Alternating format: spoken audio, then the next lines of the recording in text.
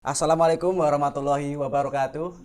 Halo semuanya, apa kabar kalian? Semoga kalian baik-baik saja ya. Tetap jaga kesehatan. Nah, kali ini kita akan berbincang-bincang mengupas tuntas tentang jurusan akuntansi. Dan kita sudah kedatangan tamu kita, Kak Kanaya. Apa kabar Kak Kanaya? Baik, baik, alhamdulillah. Kamu gimana kabarnya? Alhamdulillah baik juga Kak. Kak Kanaya ini dari jurusan apa saya Kak? Aku dari jurusan akuntansi, dari prodi analis keuangan. Analis keuangan D3 atau D4 Kak? Kalau analis keuangan itu D4. Oh, iya Kak. Dan lalu kesibukan Kak Kanaya selama kuliah ini apa aja sih Kak? Kalau kesibukan lebih ke organisasi sih, Dek. Soalnya aku kan ikut beberapa organisasi di kampus kayak CMC, eh, konsep, aku di Padus juga. Mungkin itu sih kesibukannya, sama ada ngerjain beberapa project itu di luar kampus. Wah, Kak Kanaya ini aktif banget orangnya ya Kak. Hmm. Dan aku ini mau tanya-tanya Kak. Tanya-tanya, Oke. sharing-sharing aja lah Kak. Untuk adik-adik yang mau berminat untuk masuk di Politeknik Negeri Semarang khususnya jurusan akuntansi. Oke, oke, oke. Nah, untuk jurusan akuntansi itu gimana sih Kak? Kalau menurutku sendiri ya, jurusan akuntansi itu kan jurusan tentang keuangan. Jadi kurang lebih ya membahas tentang nggak laporan keuangan, auditing, perpajakan kayak gitu sih. Soalnya kan kalau di perusahaan atau institusi keuangan itu kan penting banget ya, kayak riskan banget gitu kan di bagian mereka. Jadi kayak akuntansi itu membahas tentang tata cara gitu loh, gimana keuangan itu bisa dikelola dengan baik supaya kayak institusi atau perusahaannya juga bisa berjalan dengan baik kayak gitu. Oh, di bawah jurusan itu kan ada beberapa prodi Kak. Heeh. Nah, lalu di jurusan akuntansi itu prodinya apa aja Kak? Kalau di jurusan akuntansi itu ada 6 prodi ya. Yang pertama itu D3 akuntansi, D3 keuangan perbankan, D4 analis keuangan, D4 akuntansi manajerial, D4 perbankan syariah, sama D4 komputerisasi akuntansi. Hmm, Tolong tuh Kak jelasin spesifikasinya masing-masing prodi tersebut. Oke, untuk spesifikasinya ya, Dik ya. Kalau D3 akuntansi itu mungkin apa ya? Tentang eh, gimana caranya kita buat bikin laporan keuangan, auditing, tax dan sebagainya. Kalau di D3 keuangan perbankan itu lebih ke menekankan gimana sih kita caranya jadi bankir dan teller yang baik, mau baik di front office maupun di back office-nya. Terus kalau di D4 analis keuangan itu kita belajar tentang saham dan investasi. Hmm, Di D4 akuntansi manajerial kita belajar tentang gimana sih cara manajerial akuntansi yang baik itu. Terus di D4 perbankan syariah mungkin sama ya kayak keuangan perbankan, tapi bedanya pakai sistem yang syariah. Terus yang terakhir itu ada komputerisasi akuntansi. Nah, di komputerisasi akuntansi itu kita belajar, selain kita belajar tentang akuntansi, kita juga belajar tentang coding dan lain sebagainya. Terus kita juga diajarin gimana caranya kita bikin software akuntansi gitu. wah keren banget ya Kak jurusan akuntansi ini. Ya, Nah, Kakak ini untuk matkulnya itu mata kuliah. ya. Nah, dari masing-masing prodi itu apakah ada kesamaan apa tidak Kak?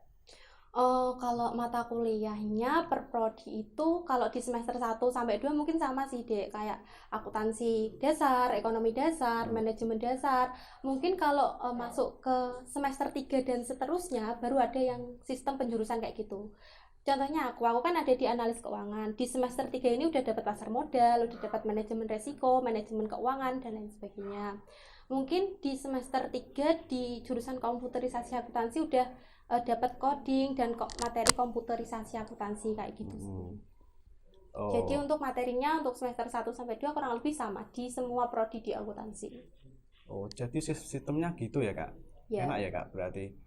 Sehingga untuk teman-teman yang dari jurusan IPA bisa eh, mengikuti pembelajaran dengan baik kalau gitu ya Kak. Iya, soalnya di jurusan akuntansi ya untuk anak-anak IPA itu biasanya kayak punya gimana ya, mereka tuh diperlakukan secara khusus gitu loh, Dek. Contohnya aja di kelasku. Hmm. Di kelasku itu kan ada 30 orang. Yang sekitar 17 orang itu anak IPA, yang 6 orang itu anak IPS dan sisanya tuh anak SMK akuntansi. Jadi kan walaupun kita sekolah di politeknik jurusan akuntansi itu nggak melulu isinya anak akuntansi semua gitu loh. Dan biasanya dosen-dosen di jurusan akuntansi itu kayak punya cara gitu, punya cara tersendiri. Jadi anak yang jurusan IPA duduk sama anak jurusan akuntansi atau IPS. Jadi dari sana kan mereka bisa bantu sama lain. Jadi secara nggak langsung anak IPA itu juga bisa paham dan pengetahuannya juga tentang akuntansi juga bisa jauh lebih baik gitu loh. Jadi kayak nggak usah takut sih, walaupun mau dari IPA atau dari PS untuk masuk ke akuntansi sendiri gitu. Kakak ini kan dari jurusan akuntansi. Betul. Kenapa sih dulu kok nggak milih jurusan teknik aja? Oke, jadi gini. Aku kan basicnya kan dari SMK akuntansi ya, Dik ya. Oh, Sedangkan kan udah tahu sendiri lah ya, kalau SMK, apalagi SMK yang penjurusan kayak SMK jurusan akuntansi, ya kayak SMK jurusan teknik mesin seumpamanya. Kalau kuliah itu terbatas gak sih? Kayak terbatas mau pilih jurusan apa tuh kayak terbatas. Jadi kayak lebih ke cari aman aja sih aku masuk ke akuntansi gitu. Tapi kalau untuk jurusan yang IPA atau IPS mungkin IPA bisa masuk ke akuntansi, IPA bisa masuk ke teknik dan lain sebagainya. Kayak IPA itu kayak apa ya, jurusannya tuh lebih luas gitu loh, mereka bisa jangkau jurusan itu gitu. Terus kalau IPS kayaknya juga bisa di teknik sih kayaknya, tapi mungkin lebih susah untuk pemahamannya. Jadi mungkin untuk anak IPS bisa masuk ke akuntansi atau ekonomi juga gitu. oh jadi untuk anak-anak SMK Ya. itu harus sesuai jurusannya ya Kak? Iya, biar apa? Kalau gimana sih Dek, kamu tuh dari awal tuh semuanya udah belajar akuntansi gitu loh. Kamu tuh di tempat terus tentang akuntansi, atau katakanlah kamu dari jurusan teknik mesin. Kamu tuh dari awal udah di tempat teknik mesin terus dan mau masuk ke jurusan yang lain. Itu kan kayak susah nggak sih kamu belajarnya gitu loh. Iya, Jadi untuk membantu diri kita sendiri, lebih baik masuk ke jurusan yang udah di penjurusan waktu di SMK gitu. Kan Kak Kanaya mau tanya nih, Oke. aku dengar-dengar di prodi D3 analis, D4 ya maaf, Iya, betul, D4 D4. analis keuangan. Ya. Itu ada kelas internasional. Maksud dari kelas internasional itu gimana sih Kak? Oke, jadi di akuntansi itu di jurusan analis keuangan itu dipercayai jadi kelas yang akan digunakan untuk student exchange atau pertukaran pelajar. Bisa juga digunakan untuk summer camp. Jadi itu kayak program dari Polines biar kayak mahasiswa-mahasiswa Polines maupun yang dari luar Polines itu bisa merasakan perbedaan substansi mata kuliah, terus bisa merasakan perbedaan budayanya juga gitu. Terus biasanya kalau student exchange gitu dilaksanain pas semester 4 atau semester 5. Sekitar berapa ya, kayak sekitar 1 semester gitu loh. Jadi menurutku cukup menarik sih gitu di analis keuangan. Oh, jadi ada pertukaran mahasiswa ya Kak, istilahnya kan? Iya. Ya, keren juga ada pertukaran mahasiswa. Itu sama luar negeri? Sama luar negeri, biasanya kita sama Taiwan. Oh, sama Taiwan. Ada yang lain apa enggak Kak?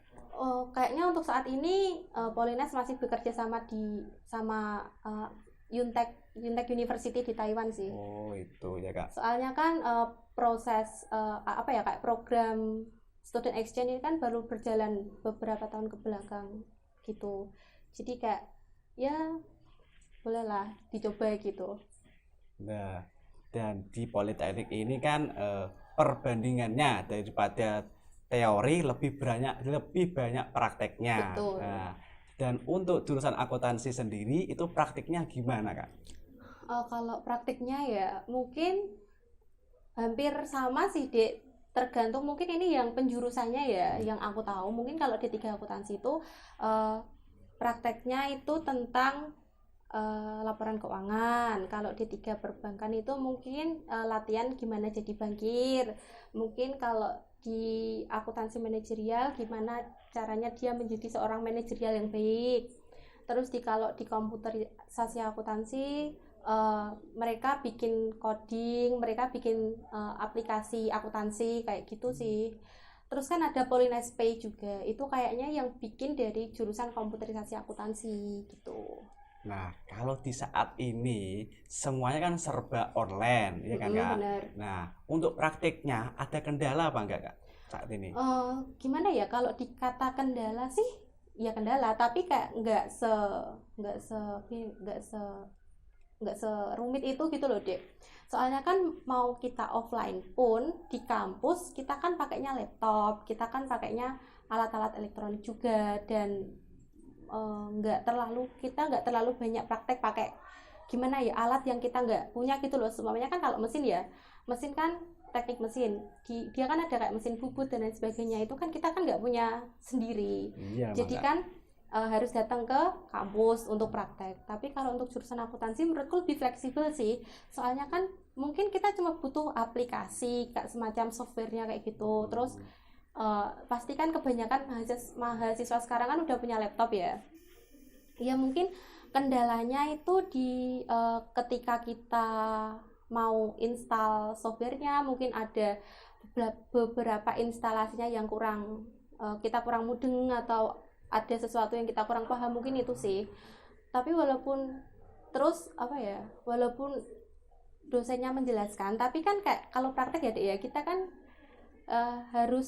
kalau praktek seharusnya kita kan dijelaskan secara langsung kayak, oh ini tempatnya di sini, oh kalau mau masukin transaksi ini pakai tombol ini gitu. Mungkin kita jadi kayak lebih belajar sendiri gitu sih ya, walaupun dosen menjelaskan kan, tapi cuma secara online. Jadi kayak, oh ini gimana sih, mungkin gitu sih. Jadi kayak kita harus belajar lebih ekstra gitu, baca-baca modul, baca-baca buku panduan gitu. Oh, jadi kesimpulannya untuk saat ini, untuk prakteknya kita harus belajar ekstra ya Kak, belajar mandiri agar tidak ketinggalan pembelajaran, ya kan Kak? Iya, benar banget. Dan untuk ini apakah sudah ada informasi untuk ada offline kan?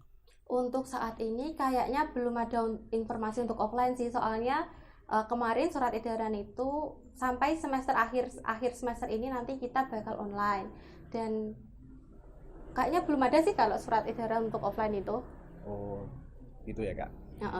Nah, itu tadi sekilas perbincangan sharing-sharing tentang jurusan akuntansi. Nah, yang mau kepo-kepo, mau tanya-tanya, bisa langsung tanya dengan Kak Kanaya. Sekian dari kami. Assalamualaikum warahmatullahi wabarakatuh.